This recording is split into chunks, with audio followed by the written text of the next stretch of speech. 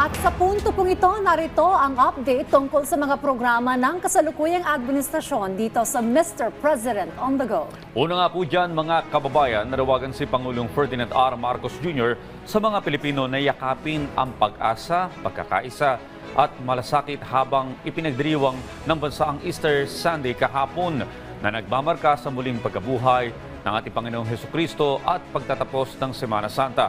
Ayon po sa ating Pangulo, kasama niya ang buong sambayan ng Pilipino sa pagdiriwang ng tagumpay ng muling pagkabuhay ni Hesukristo na itinuturing na kasukdulan ng banal na linggo. Binigyan ng Pangulo na sumasagisag ang okasyon ng tagumpay laban sa kawalan ng pag-asa at ng pagbabagong diwa sa pamamagitan ng pananampalataya at tinikayat ang mga mamamayan na isabuhay ito sa mga gawa ng kabutihan at kolektibong pananagutan para sa mas matatag at mas nagkakaisang Pilipinas. Hinikayat din ng ating Pangulo ang mga Pilipino na magtulungan sa pagbuo ng isang bansa na ang kabutihan ay likas at ang pagkakaisa ang magiging lakas ng sambayanan.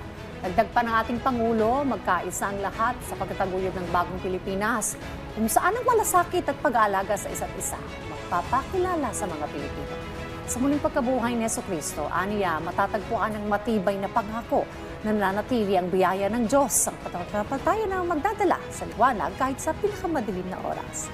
Nawagan po ang ating Pangulo sa mga Pilipino na dalhin ang liwanag ng Easter Sunday sa pang-araw-araw na buhay sa pamamagitan ng malasakit, pagiging mapagbigay at pagkakaisa. At yan po muna ang ating update ngayong umaga. Abangan ang susunod nating tatalakayin patungkol sa mga aktibidad at programa ng kasalukuyang administrasyon dito lamang sa Mr. President on the Go.